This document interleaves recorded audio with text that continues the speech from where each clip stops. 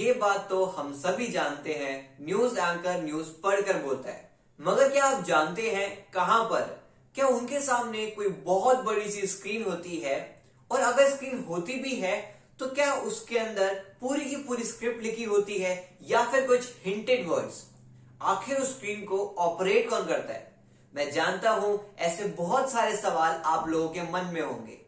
तो चलिए वीडियो की शुरुआत करते हैं और जान लेते हैं इन सभी सवालों के जवाब।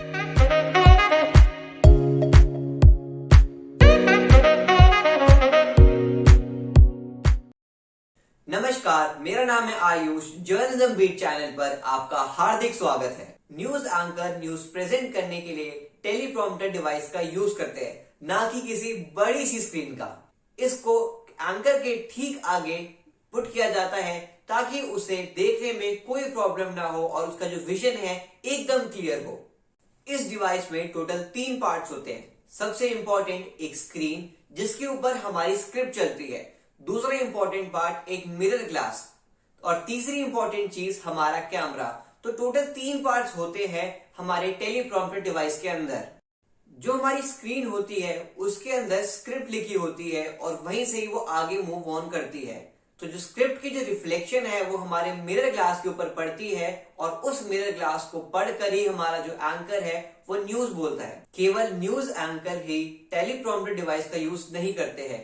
आपने रैलीज देखी होंगी पॉलिटिकल लीडर्स की, जिसके अंदर लाखों करोड़ों लोग उनकी रैली सुनते हैं।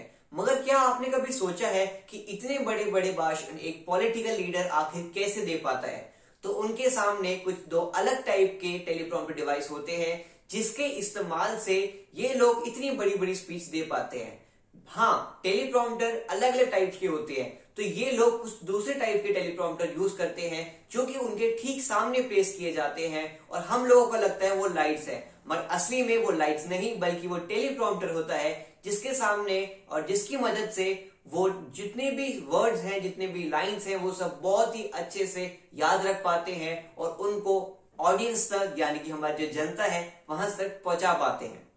तो अब तक हमने जाना कि किस तरीके से टेलीप्रॉम्प्टर वर्क करता है, बट हमने अभी तक ये बात तो सोची ही नहीं कि आखिर इस टेलीप्रॉम्प्टर के अंदर हमारी जो स्क्रिप्ट है वो कैसे जाएगी।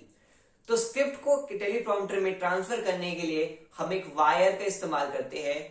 ये समझ लीजिए कुछ यूएसबी केबल या फिर कोई छोटा सा पोर्ट होता है हमारे टेलीप्रॉम्प्टर के अंदर, जिसको हम वन साइडेड हम टेलीप्रॉम्प्टर में लगाते हैं और दूसरी तरफ उस केबल को हम अपने लैपटॉप या फिर हम कंप्यूटर में उसको हम लगा देते हैं।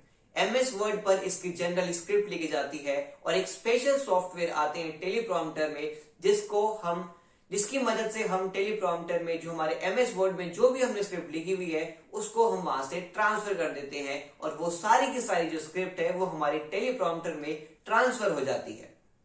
इतनी सारी टेलीप्रॉम्प्टर की जानकारी लेते लेते हम मेन चीज तो भूल ही गए। आखिर टेलीप्रॉम्प्टर में स्क्रिप्ट लिखने के लिए कौन लिखता है? तो मैं आपको बताऊं, इसकी सारी जिम्मेदारी जनरली एंकर्स के पास होती है।